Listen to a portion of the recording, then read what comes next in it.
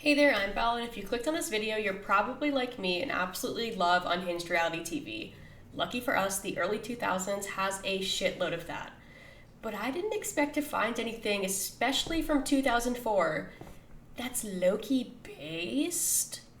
I know there's always been media out there that is critical of capitalism, but imagine my surprise when I stumble across a show where the gag is this: how unethical will young business professionals be in order to win a $250,000 cash prize and full-time employment working underneath a billionaire who constantly demeans them and displays downright shady business practices? Think of The Apprentice, but on steroids. That is literally the plot of my Big Fat Obnoxious Boss. See for yourself. Welcome to Chicago, an unwavering stronghold of the American corporate juggernaut. It's a place of perilous risks and staggering payoffs, where fortunes are made or broken in the blink of an eye. To those who seek access to this citadel of big business, beware. Entry is a privilege sought by many, but guarded by an exclusive few. People who hold the keys to wealth beyond your wildest dreams. People of unparalleled financial mastery, who deserve to be worshipped like gods among men. People like me. My name is N. Paul Todd, and I'm a billionaire. I buy companies, I sell companies, and I made untold fortunes doing it. The point is, I'm loaded. Seriously. I've got crap loads of money. More importantly, I've got wisdom. It's the kind of wisdom that can only come from having crap loads of money. Yep. So I've decided to take on a protege, a squire, disciple. What's the word? You know, a not very old person who I can tell all my business secrets to. I'm going to give a group of highly qualified candidates the chance to compete for a lucrative executive position within my multi-billion-dollar corporation. However, there's one little detail that these savvy overachievers don't know. I'm a total fraud. My name's not N. Paul Todd, and I'm not TikTok a billionaire. influencers be And my like, corporation is an absolute sham. My real name is William August, and I'm an actor. And I'll be playing the most ruthless, demeaning, and obnoxious boss that anyone's ever seen. We started by... The show was honestly a tough watch for many reasons that I'll get into later on, but I did it. I watched all 10 episodes, so you don't have to. You're welcome. At first, I was giddy at the concept of watching in real time how far some people will go under capitalism to secure that bag. I figured, hey, these young professionals are already better off than a majority of America, some of them being financial executives, financial consultants, marketing executives, etc. So if they look like an idiot, that's just karma, baby. But the more I watched, the more uneasy I felt. So with that being said, let's get into episode 1, appropriately titled, How Low Can You Go? And first we're introduced to some of the contestants. Douglas is a rising star analyst at a premier investment bank. Carrie is a top executive at a major media conglomerate. Damien is a business school valedictorian and sought-after financial consultant. Nerd. Not to mention, some of them are pretty easy on the eyes. Okay. The boss that explains that working behind him is a mystery boss, who's actually the one pulling the strings on who stays and who gets eliminated. He claims this will be the most astonishing revelation in reality TV history, which actually could be true considering Flavor of Love has not yet aired. Pretty much, I will let Gemma know that she is a fat. So all the contestants are brought to this fancy-looking building in Brinks trucks for a dramatic reveal of the boss, which is where we get one of my favorite lines in the entire show. What is this music? Welcome to my world. Welcome to my world. So despite this man not being famous at all, everyone is buying it. This man walks down the stairs. He looks very sophisticated and very powerful. And he says, "Welcome to my world." He was white and he was wearing a suit. This man looks very powerful. The boss explains his company is called Iocore Inc. and that he is worth $3.8 billion. Literally nobody has heard of this company before, and Damien is the only one to think that's a little weird, but regardless, he stays, and the boss or the actor wastes no time establishing his personality as an absolute douchebag. Ellie, you have your own marketing firm? Who cares? Dan, you're a top car salesman? doesn't mean crap. I want now to introduce two of my top executives. Ms. Jamie Samuels. I am Jamie Denbo. I am playing Jamie Samuels, the executive vice president and partner in Iowa. Oh, she's gonna kill this Don't let role. her good looks fool you. She's gonna kill this. Ones. So after splitting up the teams into men versus women, because this is the early 2000s and it was just rampant with sexism, the contestants celebrate. And despite all of the glaring red flags, these people are drinking the Kool-Aid. This is a heck of a bottle of champagne. After the presentation, Mr. Todd shared with us some champagne and also some wonderful hors d'oeuvres. So how do you like the champagne? We told them they were drinking the finest French champagne. Oh, In fact, it was actually it's Shutter Home. some kind of cheap rock gut from one of the local convenience stores. Yeah, it's Shutter Home. I'm enjoying the hell out of it. You're enjoying the hell out of it. Yeah. Oh, that's good. How do you like the champagne? It's delicious. Isn't it great? I could definitely tell that it tasted expensive. It was so delicious. I've never tasted anything so good. The champagne was excellent. Oh my gosh. It was time for N. Paul Todd to get to know these ladies a little more intimately.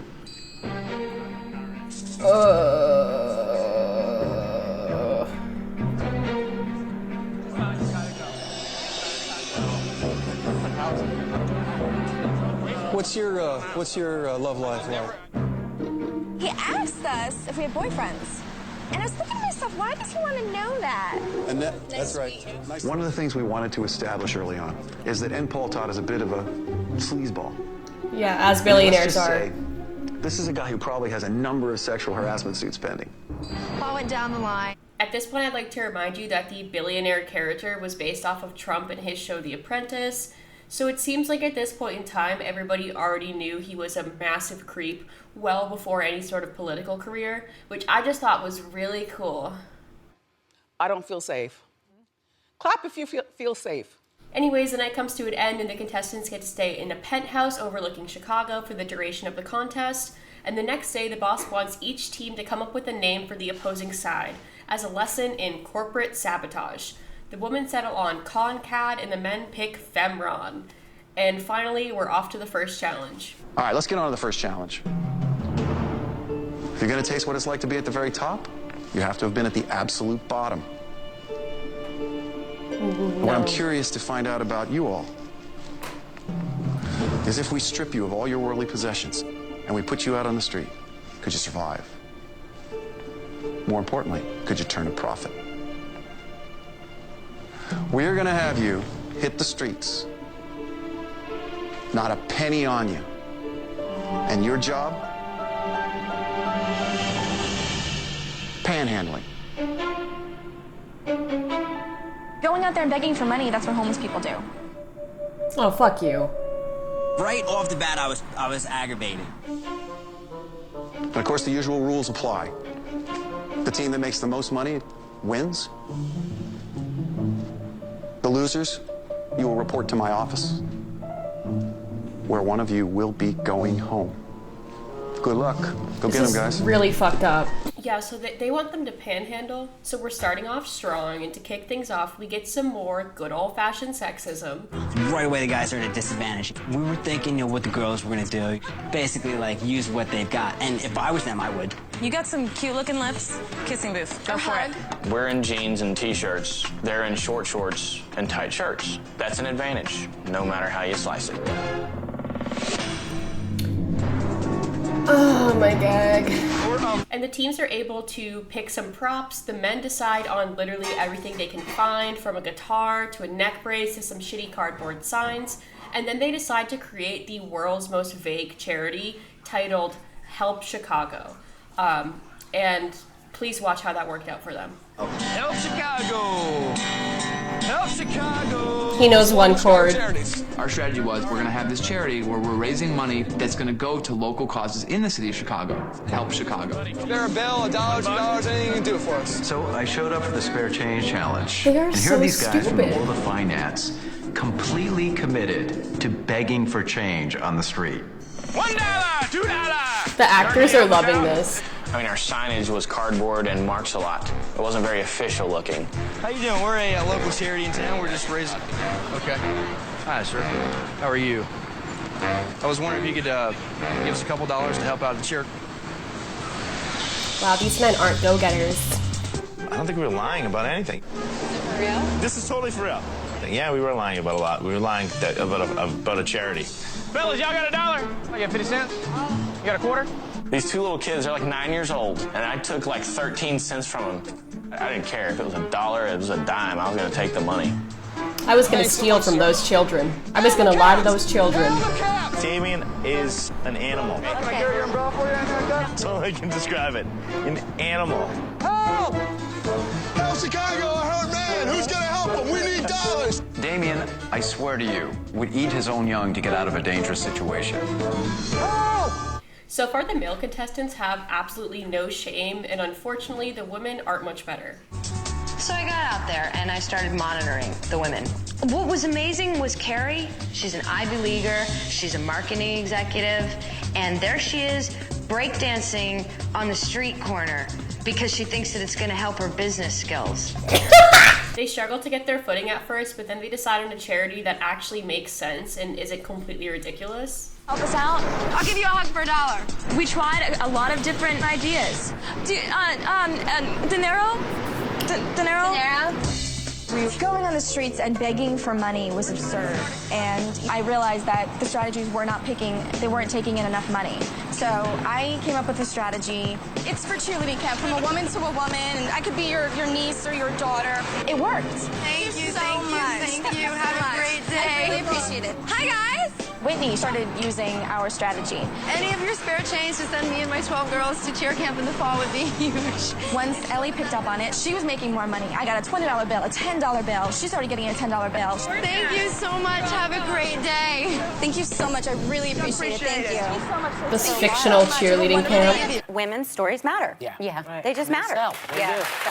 It's no surprise here that the women win, and the reward is actually so ridiculous that it turns out to not really be a reward at all. You'll go in your rooms and you will find 6 of the finest hand-stuffed, goose-down, handmade mattresses.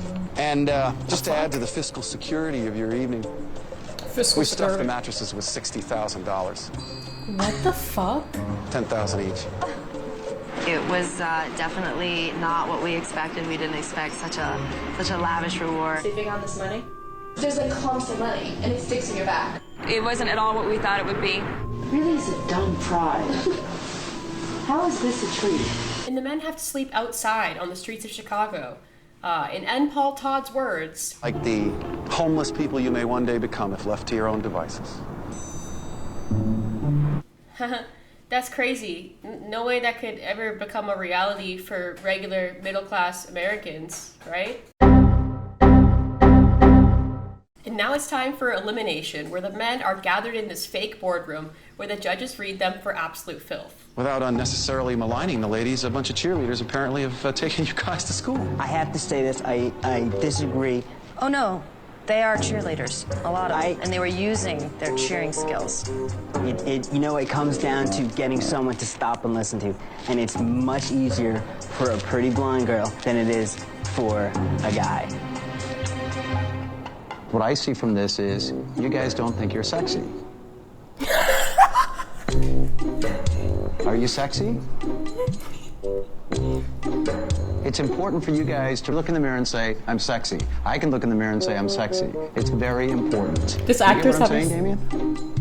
I really enjoyed watching the actors kind of call the men out on their sexism, as they were assuming the women's were the only one using their good looks when that was not the case. You know, David, you took your shirt off, so... For the first 5 minutes, and we realized that did not work. There was something there. But then, of course, it is 2004, so that got ruined with some homophobia. Did you think about trying to attract some other customers? For example, you guys are men. And if you use the sexiness as men, who are you going to go after? Perhaps gay couples? Gay men? So for the elimination, the boss of the team, which in this case was Mike, has to pick 2 other men to face elimination with him. He chooses Dan and Bob, but right as the men who are safe start to leave the room, we get one of the realest moments in the show. Why don't you 3 take Mike with you? This game is based on reality. The boss is always insulated. The boss always has deniability. There is always someone underneath or around the boss who takes the first fall. Dude, for the rest of the game. Even the actor is like, rule. God damn! That's right, the boss can never be eliminated. They never have to face the consequences of their actions, which is very real for parodying the business world. So now we have Dan and Bob fighting for their absolute lives, even though the decision is not made by the fake boss or any of these associates. We actually find out who is making the decision at the finale of the show, and you're going to want to stick with me until the end here, because the reveal is just... Now, since no decision has to be made, the boss just has a great time messing with them before the reveal. I started throwing out these silly sort of nonsense questions, like, so what? Who cares and why? I think he had faith in Totally blowing his train of thought. Oh, who cares? Who cares? Yeah. I think he Right? personality. I don't think in so. sales, personality is everything. Why? Dude. Because the way I am, the way I come across, I believe. No, you're saying you were identified because of your personality. I'm saying who cares? No, I'm saying I was identified because my personality is so strong. What the fuck? I thoroughly confused Rob. Then it was time to give both brands. Dan? I thoroughly Totally confused agree. Rob. So what? Maybe I didn't produce as much. You know, there's no way to tell that. But he beats me to the punch. What I do know, the answer to the what question is, I am a closer. At this point, I'm very impressed with Dan. Like, he's mirroring the absolute bullshit being spewed at him, and if this was a real show, he would win in my book. You can tell none of the actors expected this, and you can literally see them breaking in real time. In the field that I am in now, I'm the best at what I do.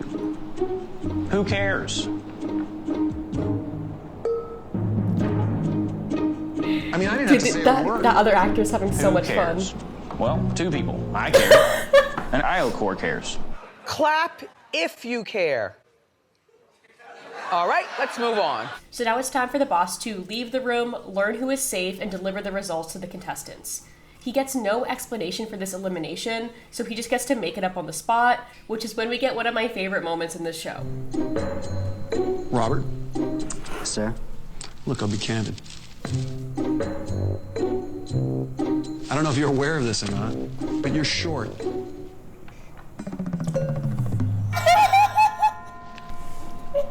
You're short. I'm telling you, tall people have an advantage. Is that so? Don't you think so? I do not think so at all. Maybe because you're short, you've learned to make excuses for yourself. I don't know. But that's something that you're going to have to overcome in life. Really? This is the first time in his life where this white man thinks his appearance has held him back from achieving something, and it's all because the actor doing improv wanted to make a short king joke. Absolutely incredible. Dan's reasoning isn't as funny. Apparently he's wearing a really fancy suit and watch, so for this reason he's eliminated, and our short king stays. And he gets to be the boss for the next challenge. Dan takes the elimination really well, and at the end of the day, he's actually a winner for being spared from this embarrassment.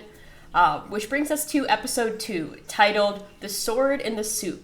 This episode opens with the contestants expressing concerns over Shortgate. Oh, that doesn't bother me. Like, I don't care. I've been short all my life. I don't care. Mr. Todd had said, well, frankly, you're short. I probably would have pulled a stone over the No, you table if wouldn't that have. was me. I don't know, that's just me. You would have fell right in line. You know, Richard Branson or Donald Trump to make such an unpolitically correct statement.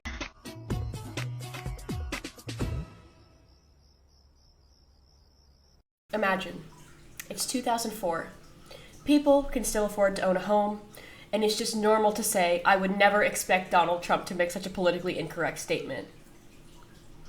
Oh, how far we've fallen. The bosses get to pick 2 members of their team to participate in an executive reward, which sounds like a lawsuit waiting to happen, where they get to have a tour of N. Paul Todd's house and meet his wife.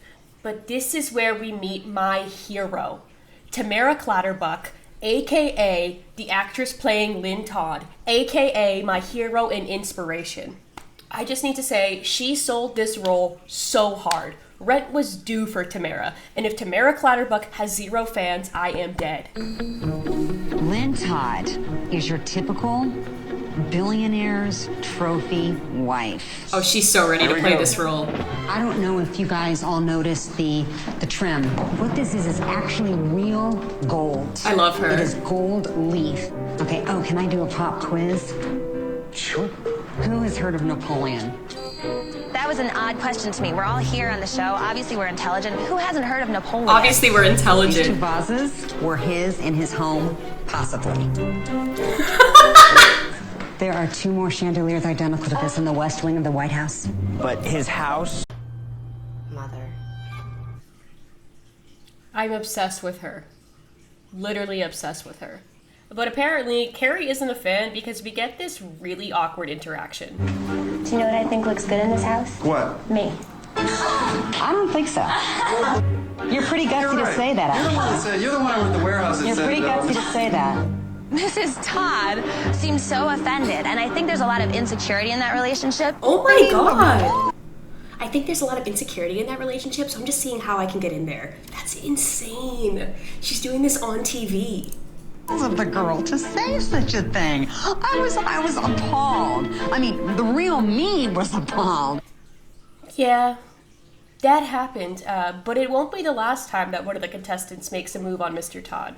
Maybe it's because he has all these really expensive, really convincing, and not at all completely ridiculous and fake objects in his house. My friends is Excalibur. Oh my. He had the real Excalibur dated back to like King Arthur and Knights of the Round Table. It's No way. They're gonna buy silver this. sword. It was encased in glass. It was phenomenal. It was awesome. I would love Okay, to have they something bought like it. that. Anyways, you know that bullshit thing where salespeople do and it's like, sell me this pen? Well, that's what the second challenge here is based on. I'm a bee. Sell me some honey. You need to use our honey. It's 100% natural. I got all the honey inside me. I'm a bee.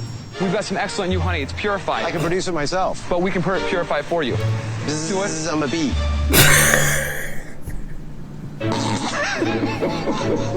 New Excellent. honeycomb. Good, you guys. So basically the two teams have to sell hot soup during a humid day in Chicago in the summer, and whoever sells the most soup wins. For some reason, Christy now has a problem lying, even though she had no problem at all lying about the cheerleading fundraiser in the last episode. We're going to say that our company is named Fenron. We're going to say that we're a catering company, and we are going to go on the street and get people's feedback on the soup so that we can go out and cater to you if you have a private party, banquet, whatever. This kind of sucks, but I won't lie. Like, I'll sell soup, and it's good soup. If you're willing to buy it, great, but I won't lie. Yeah, I'm sorry, Christy, but I'm not buying it. Both teams try to sell as much soup as possible, but the men deploy, an interesting tactic here. This is funny. Picture the Abercrombie model. One cup selling soup. I saw that the guys were using their bodies to sell the soup. It was kind of like hot studs for hot soup. Things to love Abercrombie selling soup. It looked to me like the ladies in the street were eating it up. And I'm not just talking about the soup. You gotta dance for this. All right, see there? Yeah! Yeah, all right! Love seeing. Guys should definitely be able to use what they've got, you know, the same way women can. You've got to use every asset you can to win. And if it's sex appeal, it's sex appeal. Oh, how the tables have turned. But unfortunately, this is 2004, so torturing women with hypocrisy is apparently the pinnacle of comedy. What I also saw was a lot of flirting, which happened with a lot of the guys that came along on the street. I saw a lot of playing the cute card. We're playing the gender card again, or? No, there's 6 women here, so we figured what better way to promote our company than to say it's women-owned. How does that connect with selling soup? And I talked about sexuality the other night in the boardroom. You got to have a little bit of sexuality. You know what I mean? Is that right? Is that correct in the business world? I don't know. Hell. But the fact of the matter is you guys attacked it. And you saw what you're up against and you went after it. And I think it proves that men can use their personal appearance to sell. I mean, look at them. They look great. You know? They can use their sexuality in a blatant way, but just because we're attractive and maybe Annette wears a short skirt, they imply that we're completely flat out flirting. It's ludicrous. And that's the truth. I understand this is satire and they wanted to show the double standard here, but it's still pretty frustrating to watch. In this challenge, the men win, which sends the women to elimination, where the bit is to try and get the women to throw each other under the bus. To my surprise, the women actually hold strong here and don't let it get to them. That is until it comes down to the final two, Christy versus Carrie. Carrie has a negative attitude. Carrie doesn't think before she speaks. And Carrie makes enemies everywhere she goes.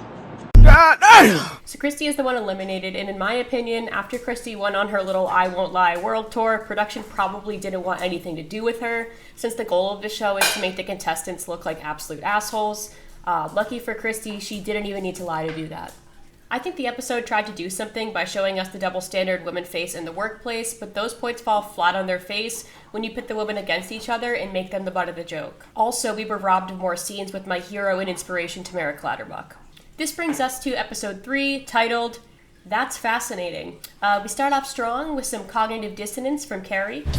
I survived, and I'm team boss, which feels great. I think Mr. Todd has a lot of respect for me now.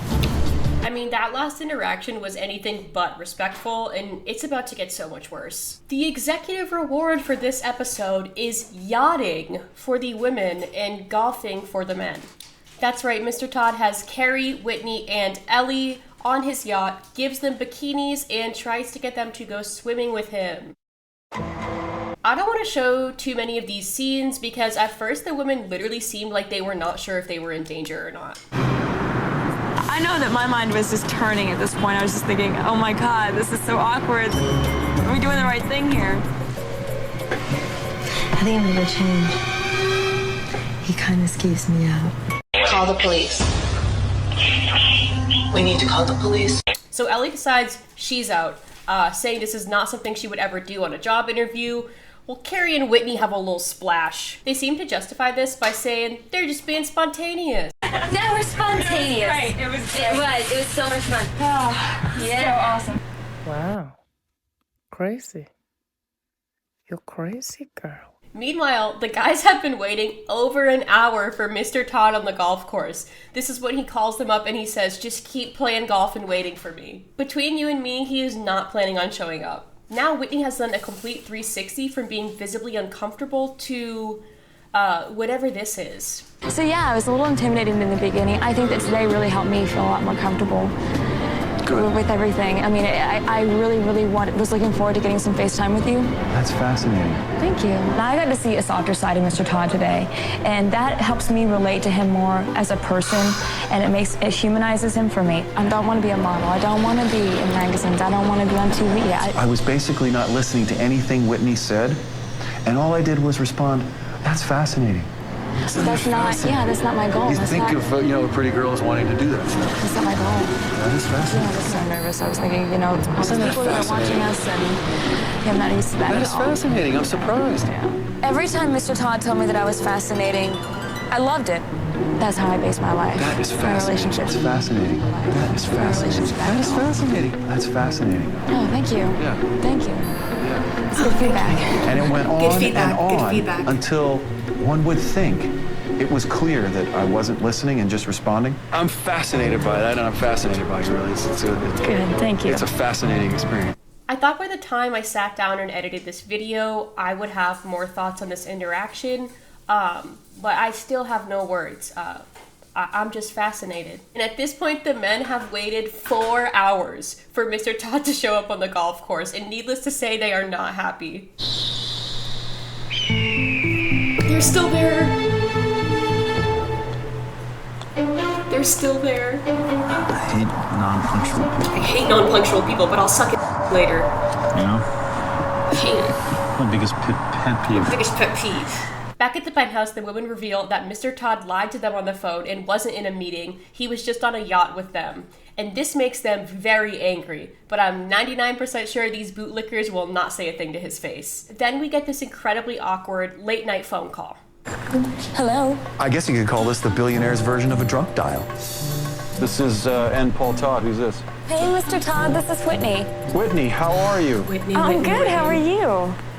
Hey. Hi. Hi. How are you? I'm good, how are you? How am I? Yes. Oh, well, I don't know. I'm feeling no pain right now. Do I sound spacey at all? Not too bad. I took I'm not real big with taking pills and medicine and stuff, but I took one of the pain pills they gave me for a procedure I had on my testicles. Woo! And at this point, I'm really starting to root for Ellie because she seems absolutely done with this shit. He just called to say I love you. Yeah, he just called to say he had a good time. That's ridiculous. Oh, that crazy, crazy Paul. Yeah. Good night. I also wanted to make sure I wasn't being ill-informed in rooting for Ellie, so I decided to do some research. I'm gonna see if she's gay. The result of that research was inconclusive, but I did find out that she now rescues pit bulls for a living, so she's a queen regardless. Luckily for the contestants, Mr. Todd is away on a business trip, which happens periodically throughout the show to sell the idea that he's some important man, so we're introduced to a new member of the Todd family. And whenever I'm away, I hand over the reins to my son. Oh my gosh, it's the nepotism episode. Hey, who's basically a smug, overprivileged billionaire's kid. The challenge this week is to create a mascot for one of the products that Iocore carries, specifically hydrocyanic acid, more commonly known as cyanide. The contestants aren't directly told that the product they're marketing is cyanide, but they are told all of the side effects of the product so the mascot can accurately reflect that. Then they pitch their mascot to a room full of children. I would be terrified. If I was a child, I would have nightmares about Rashy Ron. The hydrocyanic acid to a bunch of 8-year-olds. Do I feel morally wrong about it? Do I feel unethical? No, absolutely not. Get out of here, Rashy Rash. I had a job to do and I did it. I had a job to do and I did it. I terrified children. Now, believe it or not, the women's performance is actually more terrifying than Rashy Ron. They create a character called Fergie the Frog, which will forever live in the nightmares of myself and these children. Cyanic acid. You don't want to eat any chemicals. If you do accidentally breathe in a chemical, you move away from the chemical. You may feel sick to your stomach. This is terrifying. You may get a The kids are horrified. Women's stories matter. Yeah. Right. They just matter. It was no shock to me that the men won this challenge. A superhero does seem somehow more relevant than a frog. And in the elimination room, Mr. Todd was not happy that Whitney was covered up in that costume. The person is shrouded in a frog. It's shrouded in a frog. Why would you put Whitney in the frog suit? Well, the reason that I ended up in the frog suit was because... Yeah, I mean, okay, thanks. For my money, you got Whitney. Take the hat off. Look at her. She's bubbly. She has a terrific personality. She's the perfect person to put a face on the company. Cool. Everyone in that room seems really comfortable. After that late night phone call, everyone is pretty sure Whitney is Mr. Todd's favorite, and to my complete surprise, Carrie uses this to try and eliminate Ellie, because both her and Whitney think that there is no way Mr. Todd will eliminate her, therefore making her the next boss. If I were to rank my employees based on how they contributed to the meat of this presentation, I would put Whitney first and Ellie last. I would like to put those two in the boardroom because I would like to see Whitney as our next team boss. And yet you expose her to potential elimination, right? Whitney was aware of this, and you know that you like gutsy women, and I think you should consider... This felt really icky to me, like whoever is most likely to put up with the boss's harassment will receive better treatment. The main theme of the show is to reflect real-life behavior in the corporate world with hyperbolic satire, and in moments like this, it succeeds. But it's not a fun thing to be reminded of when watching something that's supposed to be silly and goofy. So then Ellie and Whitney argue over who invented Scuba Sandy. That I created Scuba Sandy.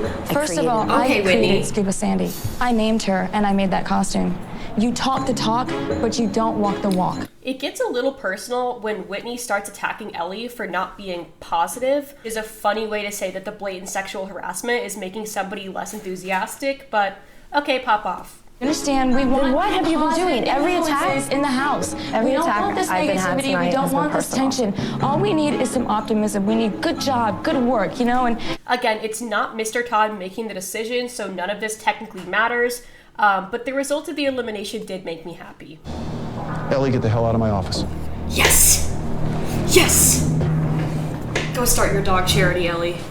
So episode 4, titled Craptacular, kicks off with everyone being excited that Ellie has been eliminated. Now the witch is dead. Yes! There's not an executive reward this episode, so we move right into the challenge, and Mr. Todd announces the teams will be switching up.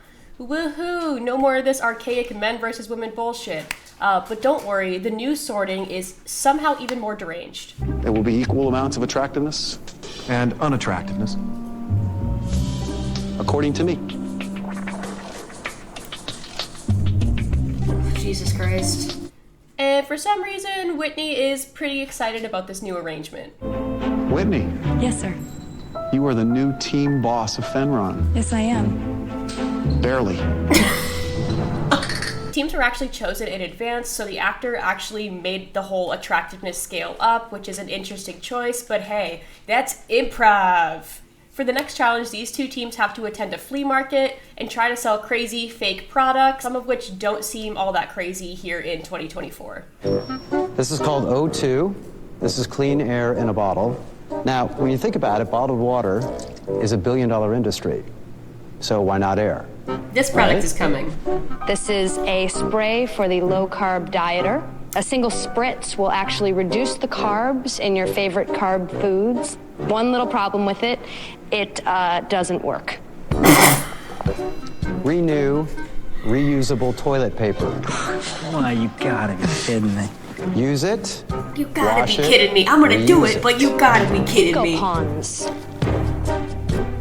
These are ecologically safe tampons. The Diva Cup. They are made from all natural and organic materials, twigs, berries, leaves. The best part about this bit is that none of these products actually work at all. However, it's unclear if anyone who's getting bamboozled into buying this shit will actually get their money back. Yet again, we get another contestant, this time our short king, who is just flabbergasted that he has to lie in sales. What he's asking me to do, go lie, which I have a huge, huge problem with, is selling stuff that I'm sorry, the mortgage broker has a problem with lying?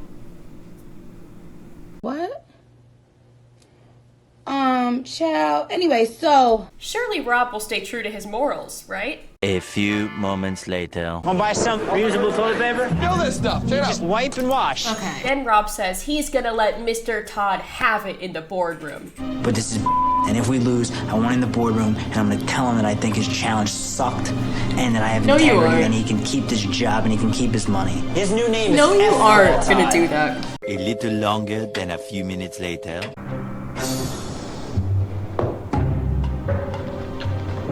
Good evening. Hi, how you doing? Good. Wow. That was so powerful. I will say we don't get too much screen time for Rob aside from a couple of moments in this episode, so it's fair to say he wasn't emphatically lying left and right during the challenge. Like him talking about reusable toilet paper pales in comparison to whatever this is. Even if she doesn't menstruate anymore, it totally increases her libido.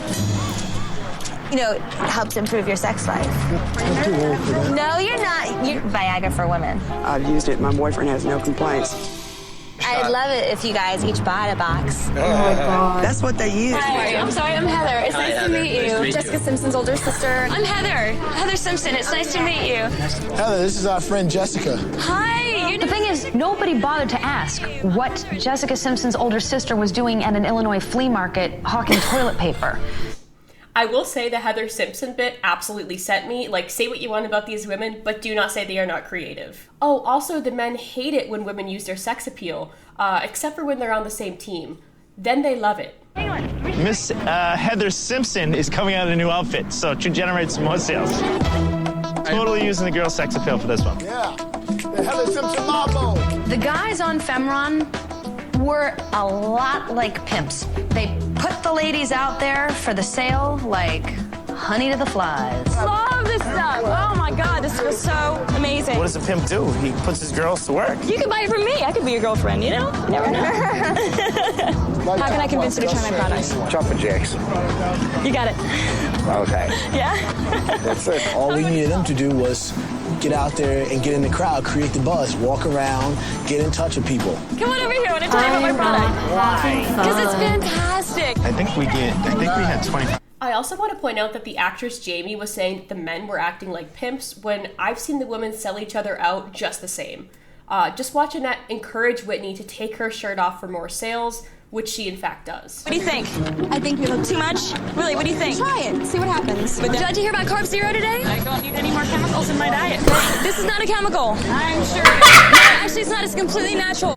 When money and power is involved, fuck supporting other women, I guess. We love America! We love America! The team on the inside of the flea market is still lying, but it does look like they're having a better time. Clean your car! Clean your counters! If I wipe what are the ones you're using again? Come on, $6. Oh, look, you gotta clean your glasses. Oh, look, I gotta blow my nose. Hey, let me see. Oh, look, I gotta clean my teeth. There you go. There goes 6. He's just having fun with them. In the end, Whitney, aka Heather Simpson, and Annette's team end up winning, and by a pretty hefty margin. Today, after a long, exhausting day, This actress is tired. Femron had a total profit of $653. Damn, that's rent back then. At elimination, Tanya seems to call out Whitney and Annette for sexualizing themselves for the sale. I don't play upon men's affections to get what I want. But All right, look, no. let me just stop. You can see I'm pretty conflicted in my reaction there because on the one hand, I don't like to shame women for using their sex appeal to make a living. For example, sex work is a completely valid career. I think the problem here lies in this being a show about corporate America, so I assume the women who want to pursue a career in corporate America aren't doing it because they want to use their sexuality at work. So far, the women have only displayed bad examples of this, and I want to make it clear it is not by the way they are dressing, because all of their outfits have been absolutely slay. But it's by not calling out Mr. Todd when he makes disgusting comments about women. Just to be crystal clear here, the main problem lies within the behavior of men, but white women definitely have a tendency to turn a blind eye to this behavior if it benefits them. Anyways, in this elimination, Mr. Todd wants the contestants to come up with some slogans for when he eliminates them, and some of these are actual gold. You're gone. That was shit, David. That was shit. Ding dong. The door's for you. Listen, I'm sorry. It's not me, it's you.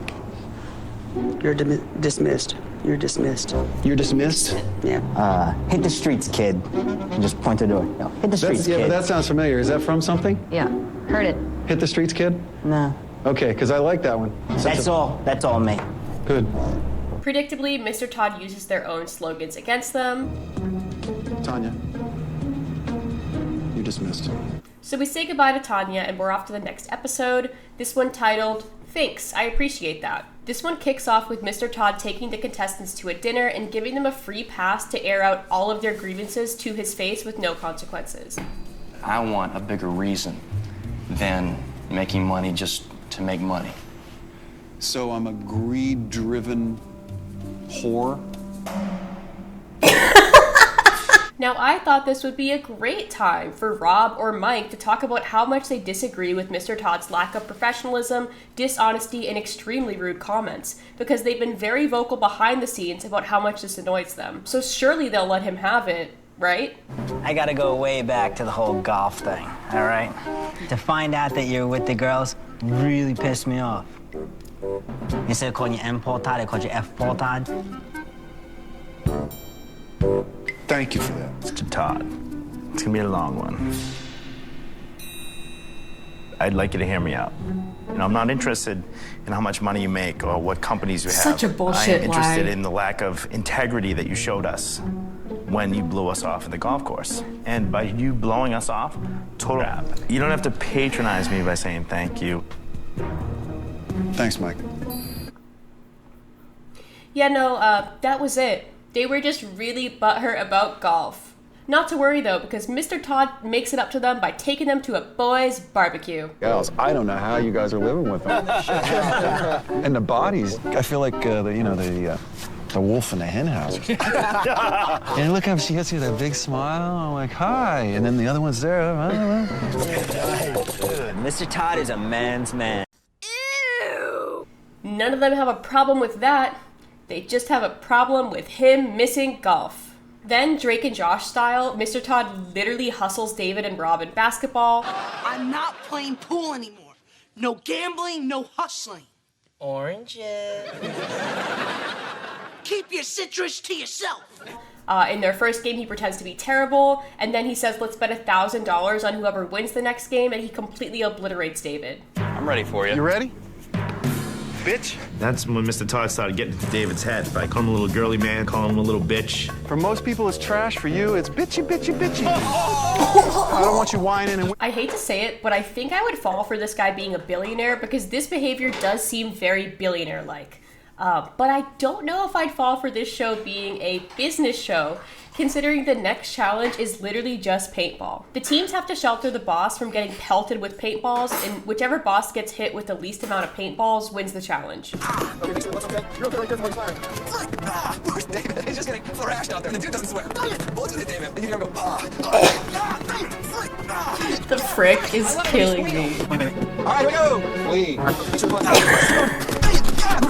Yeah, there was nothing to that challenge other than paintball. Unfortunately, we don't get the most eventful elimination, but Mr. Todd is sure to collect his money before eliminating Rob. My little girlfriend here owes me $1,000. Actually, you had half the action, that's right. Right half of it. So we got 500. Sure. When I collect it before money gets eliminated. No. Absolutely. Begin. Oh my god, he actually took the money. That's... It's been fun, Bob.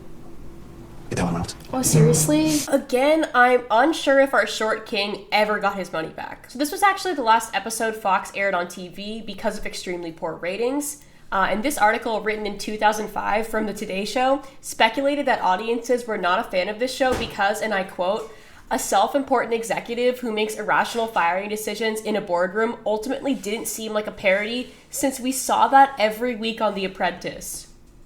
So from this article, I gathered that those who did watch the first 5 episodes really wanted to see this big twist at the end. And that's because most people thought the secret boss pulling the strings was actually Trump himself. Wow. I didn't know that. You're telling me now for the first time. I don't really blame them considering this show was apparently so similar to The Apprentice that people didn't think of it as a parody, and that N. Paul Todd is literally an anagram for Donald Trump. This article then says it's most likely not Trump because, and I quote, although it's doubtful that Trump would stoop to appearing on Fox. I'm gonna be a dictator. Truly I have no words. I will say the secret boss at the end of the show is miles better than Donald Trump, because I actually respect him, so stay tuned. Now, episode 6 is titled Next Stop the Guggenheim, and the contestants have to make art pieces out of trash, host an art gallery with one person posing as the artist behind these pieces, and whoever sells the most art wins. We seem to have lost the whole venture capitalist plot with the art here, as Team Concad crafts an entire backstory for their artist. This can be like splattered, and this was during his turmoil of like, am I straight or gay? And I threw out the idea that Damien could possibly be a homosexual artist. I would like him to be gay. I can be, but you think people are actually going to believe this? All artists are gay. Harry said, we're thinking about making Damien gay. And I said, absolutely you should. He should definitely be gay. He's gay, but he has a special connection to classical music. There's many things that are interesting about it. Now, the best part about this episode is that Lynn Todd, aka Tamara Clatterbuck, aka my hero, makes her return. She gets to be featured as a judge this time around, which absolutely pisses off the contestants because she has absolutely no background in business or art. She's just all about the vibes. Hey, hey. Hello, hello. How's it going? Mrs. Todd came in to visit with us, and she gave some advice. There's not a comb around here to go with that mirror, is there? Now, is this something that can be used? What about shoes? These shoes? How about finger painting? Ashtrays? I'm so glad I'm here. Are we going to use that lamp? If it was a lamp that really worked, that'd be cute, but it doesn't. I can tell by the reactions I am annoying them. I irritate all of them. Me around neurotypicals. Feeling. Again, if she has 0 fans, I am dead. Then we get some scolding hot tea as Lynn finds out Mr. Todd lied to her about yachting with girls. He didn't show up for the golf game. What do you mean? He didn't show up for the golf game. Good job, Mike. He was on the boat with girls. Whitney was on the boat. Paul was on the boat? Yeah. It was beautiful. I just need to make a phone call really quick. Excuse me.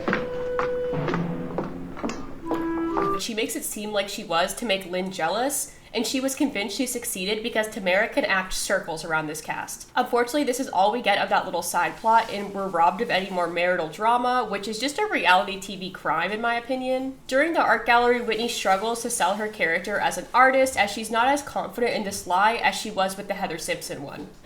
These records were in my mother and father's collection, and... These are all your mothers? Mothers and fathers, yeah. Some of them. With your kids on the block? Oh, well, yeah, that was mine. Whitney was not the only one caught in a lie, though. The same thing happens with Concat, even though Carrie crafted the perfect gay backstory. But the actual Guggenheim gallery no longer exists there. It hasn't for years. Well, I mean, I'm not going to argue with you. This one, but it does. Right. That made us look bad. Hey, you already made 2 sales, though. After the gallery, the contestants are blessed with some feedback from Lynn. Gosh, I guess the only thing I would have liked to see a little bit more of would be all my suggestions. She's so funny. That was the only thing. I want to show about this Phenomenal. character. Other than that. Interestingly enough, Whitney and Annette's team, aka Femron, loses, so maybe they should have taken her suggestions. I don't think any of you should be going home. I felt that all of our pieces were far more outstanding. The downfall was the nightstand. The nightstand. The lampshade was not on the lamp. And I remember, Annette, I said to you, Annette, I love her so much. On the lamp, and you said, "Oh, okay." That's what killed it. It was not there. Okay, certainly heard that. And I think the most thing I love about Tamara is that she made her character Lynn purely goofy, and she's the butt of the joke. Like, none of her comedy is at the expense of the other contestants being tricked. She's just purely silly, goofy, and fun. But this silly, goofy fun is quickly brought to an end when Whitney and Annette are pit against each other for the elimination, and they waste no time throwing each other under the bus. When she's wearing a low-cut shirt that's apparently not appropriate for a corporate office, I do not believe. Why? You can see her breasts. It could be a form of harassment. Some people could sue. They could actually sue for harassment when they see something like that. She's walking around with her breasts hanging out. Boob equals harassment. I sue for boob. What? It's interesting that Annette now has a problem with Whitney's boobs, when she was one of the people encouraging her to take her shirt off in public to make more sales. But Whitney wastes no time critiquing Annette right back with her wardrobe choices. First of all, it's about calling the kettle black because we all know that you do like to dress very sexy, and your first outfit when you were here was the little tan skirt and the blue top, and that was the first impression. It's the battle of the wardrobe shaming, and none of us win. Mr. Todd then does a bit that causes my brain to explode. We're gonna do a little end Paul twist here. I am gonna point to you. Twist? And when I point to you, speak. If I point to the other person, stop speaking. When I come back to you, pick up where you left off. Don't start over, because I've already heard that part. You understand? Yes, sir. You understand? Yes. All right, you ready? Annette, go. Bold, I'm tenacious. I am loyal. I will grow. I am young. Therefore, you can mold me. I will be creative. I will take constructive criticism. It's great. Throw it at me. I want to grow with you. I want to be with this company. I've been with my past company for 6 years. Since high school, I was going to teach. I did it. I stayed because they loved me so much. When you in charge when I was team leader, I was very successful. I had success at every level. I got along with everyone very well in the house. People believe in me and know that I can step up to the challenge. I was team leader once, and we lost because of people being weak. They are weeded out. That was my plan. I let them fail. They left. I let her fail. I don't consider what I did a failure at all. This was an experience. I'm military motives being here. I got overstimulated just watching that, never mind living it, so props to them. Sometimes the actors have a little laugh when the contestants leave the boardroom, but I just wanted to point out that my queen Tamara did not find any joy in watching Whitney and Annette put each other down.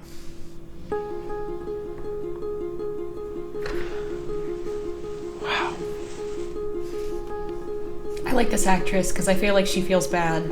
The actor playing Mr. Todd seems a little bit too in character for my comfort. Anyways, Mr. Todd reveals Whitney has been eliminated, and despite the constant sexualization she faced from him, the only thing she has to say are negative things about his wife.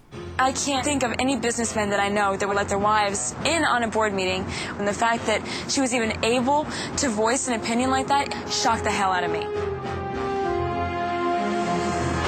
I personally liked it that the lampshade was off the lamp. I know that she didn't get it, and that kind of made me like it even more that she didn't get it. Tamara is not your enemy, girl, and hopefully present-day Whitney sees that. We get this pop-up message at the end of this episode saying all the patrons from the art show had their money refunded, which only makes me more concerned because this was the first time I saw a message like that, and Femron collected over $600 from people at the flea market selling branch tampons and canned air.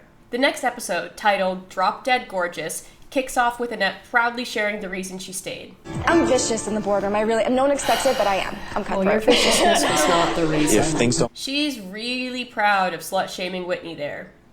Pretty cool. So we get another executive privilege in this episode where the contestants get to receive advice from someone convicted of defrauding investors. And I just want to say, I think the editors of the show deserve a raise for this cut here. You know, people get caught and there are consequences that you will suffer if you violate the law. They're taken to this lavish mansion where this guy is serving his house arrest sentence, and the theme of wealthy people not being held accountable is so blatant that it's almost jarring to see on Fox in 2004. The whole point of the gag was to send this message that breaking the law was basically okay, as long as you get to keep most of your stuff. I was surprised at the size, first of all. I mean, an enormous place for a con to be imprisoned. Is this going to radicalize anyone? Because I don't think it will, but I just can hope. Cars. So, from your standpoint, it may appear to be a pretty nice place, but it is actually hell. We then get this scolding hot take from Annette. I would rather be under house arrest than be in prison because you just never know if another inmate's going to try to kill you. This man then says something so privileged and unhinged that almost every single contestant looks like they cannot believe what they just heard. You know, he took a lot of money from people, it seems. I think he got off a little easy. There's an aspect of me that feels Nelson Mandela-esque in the sense that In the sense that, you know what I mean? in his case, he made his own prison by speaking out against an injustice. But in my situation, obviously, it's because of crimes I committed. But I think that there's still a parallel. Wow. A big theme in the show is nobody calling out anything ever, so listening to Mike say this doesn't surprise me. I'm just deeply, deeply concerned and disappointed. By screwing people over, do I lose respect for him? Yeah, I lose respect for Kevin. But in the same way, I mean, money is power, and he was trying to get the most power. Did this bitch just say what I think he said? And with that, we're off to our next challenge. And this one actually feels more realistic than others, as each team has to pick one product or service to create an ad campaign for. Mother's milk. Human breast milk for the general population. This is a thing now. This is literally a thing now. Lasting impressions. A franchise clinic that provides cosmetic surgery procedures for the deceased. Real. Home security landmines. These are controlled impact concussion landmines that you plant within the perimeter of your yard. It's crazy how just 20 years later, none of these products seem too crazy for late-stage capitalism. Like, there is literally a market for 2/3 of those products. And all I'm saying is, Mike is a little bit too excited about mother's milk. You could do something really funny with lasting impressions. You think so? You don't want to do the mother's milk? It has a positive spin on it? No, I don't see how we could spin that. When I first saw it, I was going with the mother's milk. I thought it was a little more Just say you marketable. want to suck a Gatorade. titty. You're not fooling me, Mike. But at least he's not Damien, who is a little bit too enthusiastic about home landmines. For the groundskeeper, you can appeal to like militiamen or these guys that live in the wilderness and they just want to protect their areas. Probably you'd appeal to people who are like gun owners. Miss Jackson. This man is fully committed to capitalism to the point where manufacturing fear for an ad excites him as an instant win, which contrasts with our resident Mormon David, who seems so sheltered that he can't even comprehend what a landmine really does. And at first, we thought, are we blowing up people here? What's the deal? So obviously Damien's team chooses the groundskeeper, while Annette's team chooses lasting impressions, the cosmetic surgery for dead people. Lasting impressions seems to take the humor approach because, you know, death is hilarious. A woman with breast augmentation. And finally, a woman with a tummy tuck and liposuction. We see 3 women admiring a transformation of the recently deceased. I never thought being dead could look so good. He looks very healthy with his post-mortem alterations. Matt Damon, eat your heart out. He's good. And yeah, that was silly, but again, at least it's not inducing fear to get you to purchase home landmines. It's basically a peaceful, quiet night. Except for one thing. The killer! Don't let the killer get you! Like Halloween, I think it's for ghouls and goblins and for the killer in disguise to choke you out. Regular scarves have the ends where the killer can come and just finish you off. I don't want to play music in the shower because I want to hear if the killer is coming. And we see the intruder is gazing into the sleeping children. Dun, dun, dun, dun, dun, dun, dun, We have dun. no... You see the boy. You see the stranger lurking. What's this logo? Are you really safe? It instills fear. And that's the effectiveness of our product. We believe in it. You can tell Damien's team really did their best to get the point across that fear sells. And the craziest part about this elimination is they got real ad executives to judge these marketing campaigns, and you'll never guess which one wins. But one of your campaigns created a need versus a want, and one of your campaigns struck an emotional chord. Yeah, it was the home landmines. These ad executives looked so smug and arrogant the whole episode, but the joke's on them for appearing on a canceled TV show and for revealing their true form, evil, emotional vultures who love selling us fear. We love America! We love America! So for this elimination, Mr. Todd makes the contestants create positive slogans for themselves and negative slogans for their competitors, and it quickly becomes clear that Mike and Annette do not know what a slogan is. Doug rambles when he speaks and can't get his expressions out clearly. Now remember, this is in the form of a slogan. Annette, the presumptuous queen of hate. Doug, military bonanza.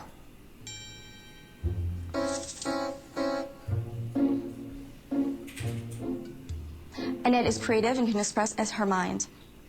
Positive slogan about Doug. Do you want me to lie? What the Absolute low blow from Annette there. I guess she really is vicious in the boardroom. The random, blatant hatred towards Doug from Annette was really off-putting, especially considering she's been claiming to dislike Mike the most, yet he didn't receive the same harsh comments. They both seem all too happy when Doug gets eliminated in a really cruel way. Knock, knock. Who's there? Doug. Doug who? Doug, get the hell out of my office. So, congratulations. Thank you very much. How do you feel? Wonderful. How do you feel, I think I just peed myself. I guess they're happy for staying, but there was a lot more outrage for Rob being called short than Doug being eliminated with a joke. I couldn't believe this. He goes, Doug, knock, knock. Who's there? Doug. Doug who? Doug, get the hell out of my office. No. No way. Maybe they're just used to it by now, but even Carrie remarks that she thinks she would feel really shitty if this happened to her, and David just looks uncomfortable as always. The next episode, titled Blowin' in the Wind, is a little different, with not one, but 2 elimination challenges. First, everyone has to choose a team boss, and that boss will eliminate one person. You'll never guess who they pick. Get together, take a few moments, decide who's going to be team boss. It's gonna be Damien. It's Damien, yay! He starts off by asking the team who would make the best IO Core executive, and Mike, of all people, drops some truth. I think venture capitalism is about dishonesty. And that's the only reason why I don't think David would. I think your values and morals are too high. Wait, that's real as fuck. I think someone that could look in the mirror and not really care about it would definitely be in that. He kind of gagged her. Annette would pick Carrie for some very interesting and not at all suspicious reasoning. I think Carrie would actually be really good. She's also got that, you know, you look at you, you're blonde, just like myself. People, I'm sure. My strategy was to figure Where were you out going who with was that? the weak. Anywho, David claps back at him, saying he actually would make a good venture capitalist because somehow he still believes that honesty gets you far in business. My sweet, sweet boy. I don't think this business is about deceit. I think you build a successful business based on trust and based on honesty. Oh my goodness. You really think someone would do that? Just go on the internet and tell lies? Then Mike's cognitive dissonance is palpable as he tries to explain why he'd want Annette eliminated and David as his business partner, after saying Annette possesses the qualities of a great venture capitalist and David doesn't have it. David, because absolutely, I've learned so much from him. But you said can't you even wanna imagine how much eliminate respect him. I have for you in your convictions. And, you know, I strive to be like you someday. You know, I do. So I definitely would go with David. I think she's pretty much about deceit, corruption, dishonesty. But you said that would make a great She's venture slippery. capitalist. She, you know, just when you think you got her, she slides through your hands. You know, To my surprise, Damien actually eliminates David instead of one of the women, and we say goodbye to our resident sweetie pie bystander. It's understandable. You don't want to deal with a guy who is incredibly honest. Thank you, Mr. Todd. Thank you. They said to make money, you have to bend the rules. And in that sense, I think Damien was right. I would be least likely to bend the rules to win. Someone radicalize him. After this elimination, the contestants are treated to Kent Todd, aka Mr. Todd's Nepo baby, visiting the penthouse to party with them. And this is where we get one of the least convincing performances in the entire show. The basic point in Kent Todd visiting the penthouse was to prove to these contestants once and for all that Kent Todd is just a hard-drinking, partying, smoking SOB. Right. That he is going to smoke a lot.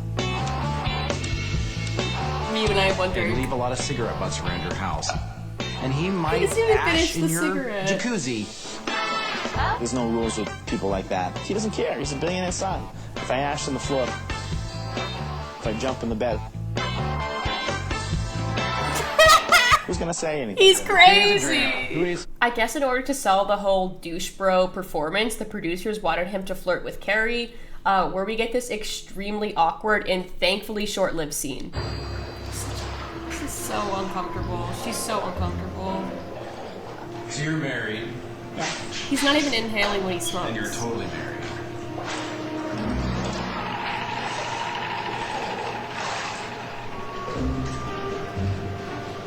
He's literally not inhaling when he smokes.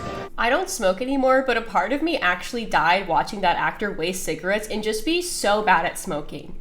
Like, how can you be that bad at smoking? Tamara would never. The next day, the contestants split into two teams, again, men versus women, where they have to sell I Hate Chicago merch to different vendors across Chicago, which sounds a lot funnier than it actually ended up being. I came up with a strategy that we were a women-owned company. We had just graduated from college, and we had started this business in our dorm rooms. You know what? Actually, I saw a tabloid picture with someone wearing one of our t-shirts, so I thought it was really cool. It's always exciting when you see celebrities wearing things that you Oh, they love lying. So what's one I do like? Yeah. You can have that as many colors you want. You know, same price. Yeah, let's do at least the men's Anvil t-shirt and the mugs. It's like, yeah, That'd be great. Katie I think here. this, guys. I Bring think it this up. stuff will do. Douglas producers, the Windy City. Windy City. logos. Well, yeah, and any of the t-shirts you can superimpose each one. It's kind of lame for me.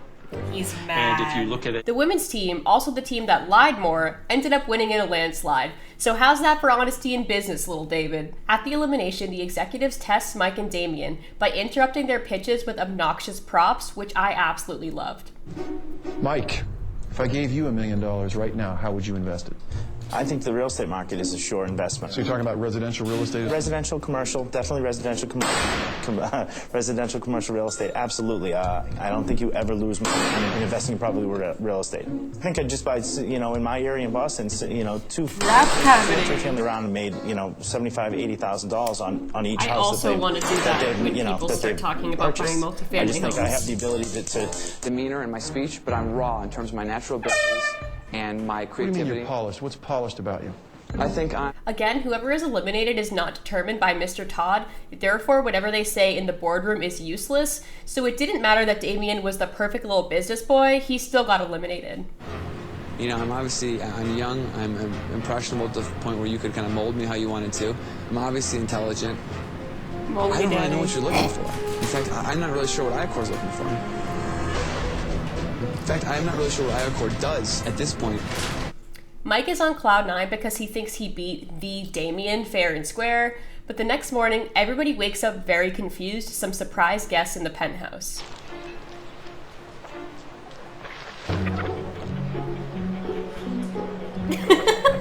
Why are they just staring at them? So the contestants have to barter using a chicken as their starting item, and whoever has the item of least value at the end will be eliminated. Annette starts by taking her chicken to a chicken store to trade, but in the end, she somehow ends up with the watch. You came to the wrong place to trade because we deal with chickens, but I could trade it. Anything that's of greater value. The more the better. All right, the more the better. watch. That's awesome. What kind of watch is it? It's a fossil. Mike goes to Chinatown to start his trade, acquires a little candlestick holder, and then goes to one of the fancy restaurants that they visited on one of the rewards and convinces them to give him a bottle of fancy booze.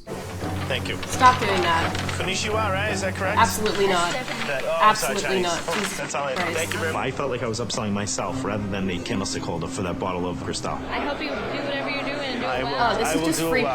To the right level, I hope. Now, Carrie takes us on a journey.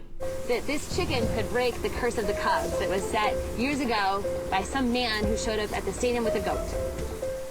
She loves lying. I just filmed a documentary on the modeling world. I'm actually a model. And I've been traveling around the country, and I need to do some editing on the piece. And because I've just been traveling, I need a DVD player to view. This is cool place. Thank you. I don't know how I talk to you under that. This is actually my roommate, so I might get in a little trouble for this. Okay. But here's this. Are you serious? Women's stories matter. Yeah. Right. They just matter. Yeah. Carrie's mind is honestly an enigma to me, and I think she might be a creative genius. Also, I'm glad she's okay after venturing into a random guy's apartment, but justice for that guy's roommate. Unfortunately, the bottle of booze and the watch were actually of more value than Carrie's DVD player, so our creative queen gets eliminated. I do think that I am more qualified for this position than Annette, but you know, I really like Mike, and I'm happy that he's in the final too.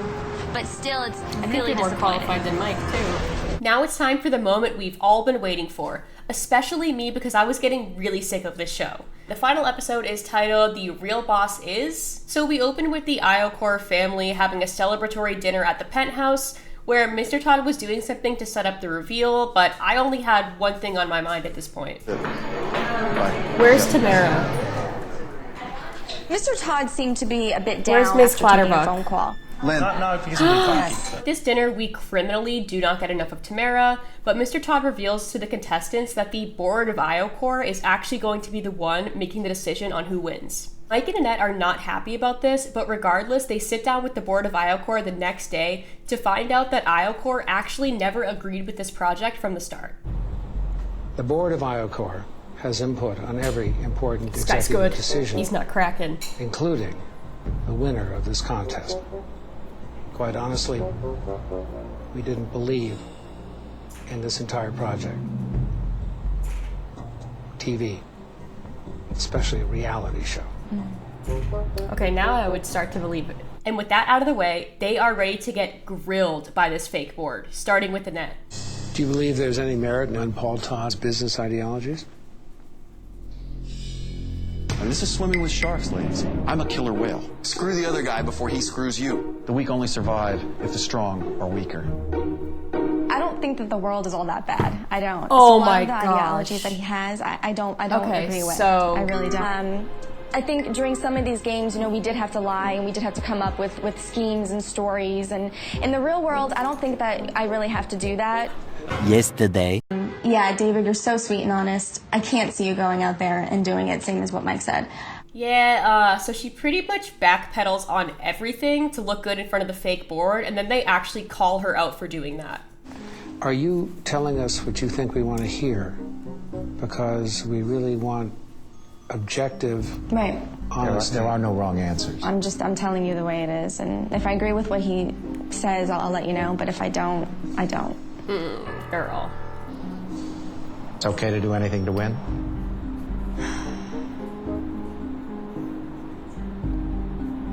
I mean, this is a game, you know, and after this is all said and done, I'm gonna be the sweet, you know, honest person. Very few games pay $250,000. That I am. Yeah. That's true. Is it a game, Annette? Or is it a satirical take on the way people abandon all sense of morals and duty to ourselves and fellow human beings to succeed under capitalism?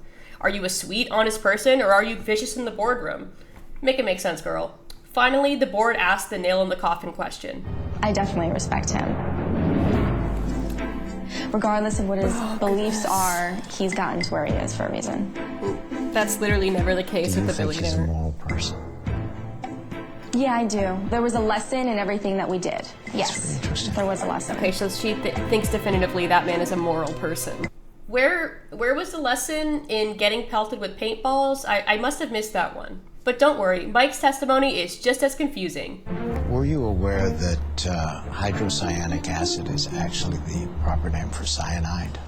No, I wasn't. Ooh.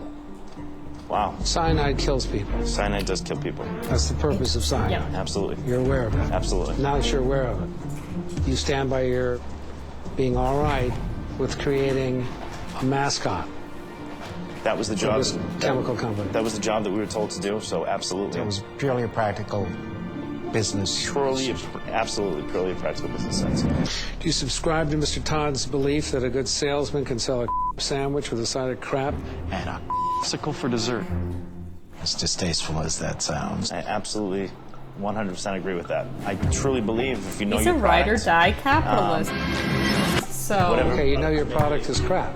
Hey, I know my product's crap. So you know your product now is crap. Absolutely. This man needs no regrets tattooed on his forehead. Mike then proceeds to tell a story to the board to explain when he realized that he respected Mr. Todd. It has to do with Mr. Todd on the basketball court against David.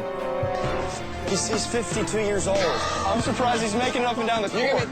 You got a jock strap on? Your little girlfriend. It showed me that he schooled David, who, you know, is 25 years is younger. And it just proved to me that, you know, it's not the size of the dog in the fight, it's the size of the fight in the dog, and Mr. Todd was not losing to him. Can you just say Mr. Todd's got that just dog from that in him? one basketball game, it showed me the lessons that he's trying to instill in all of us. That's right, the time where Mr. Todd hustled $1,000 out of David and Rob while tormenting David like a middle school bully from the 1980s is when Mike realized he respects Mr. Todd. That's sickening!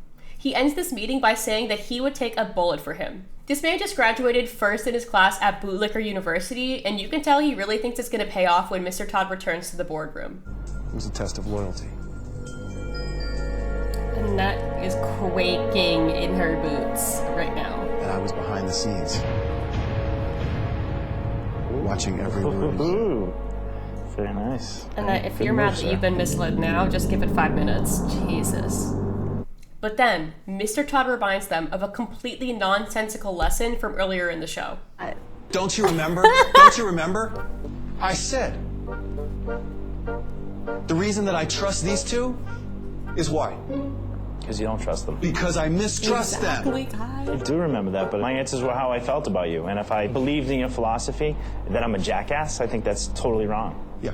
Okay, well, then you know what? I believe that, Mr. Todd. Then the two of you are making you're it my perfectly dad clear now. Clearly they're both very confused, which only makes it the perfect time to confuse them further, and this is where Mr. Todd finally reveals that all of this was fake. They're all traits that do not exist in N. Paul Todd. Because N. Paul Todd does not exist.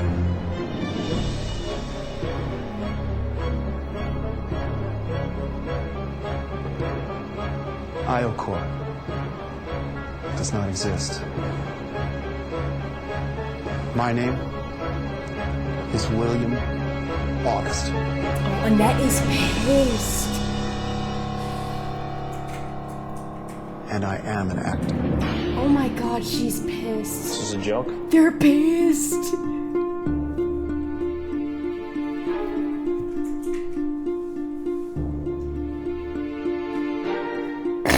I mean, do we just, you know, take 5-6 weeks out of our life to make jackasses out of ourselves? Was that your ploy? Yes, Mike, that was the plan, and that is literally always the plan when it comes to reality TV. Of course, I start to kind of feel bad for both of them, even though they're objectively not good people. Like, Annette literally starts hysterically laughing, and I do not blame her. This is not David Hickman. I mean, at that point, you have to laugh. This woman's name is not Jamie Sanders. Are you an actress too? Yeah. She is certainly not my executive vice president. I think Mike is in a state of shock or dissociation, and it only gets worse when Mr. Todd finally reveals the identity of the secret boss. Are you ready to meet the boss? Absolutely.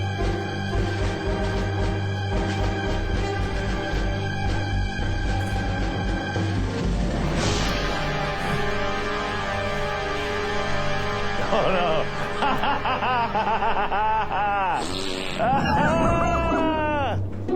So cute.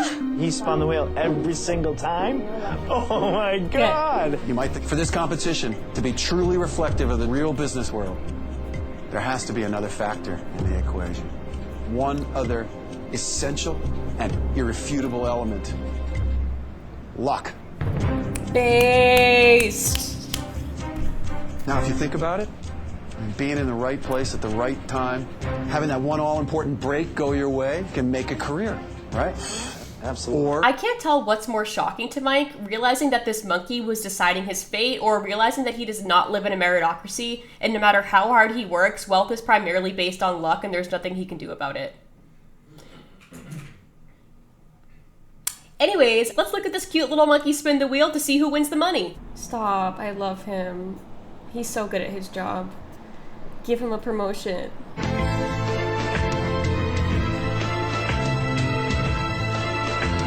Ooh, sorry, Mike. Sorry, Mike, but nothing matters. It's just not a meritocracy, Mike. I'm so sorry. Is this for real? Is this for real? Is this real?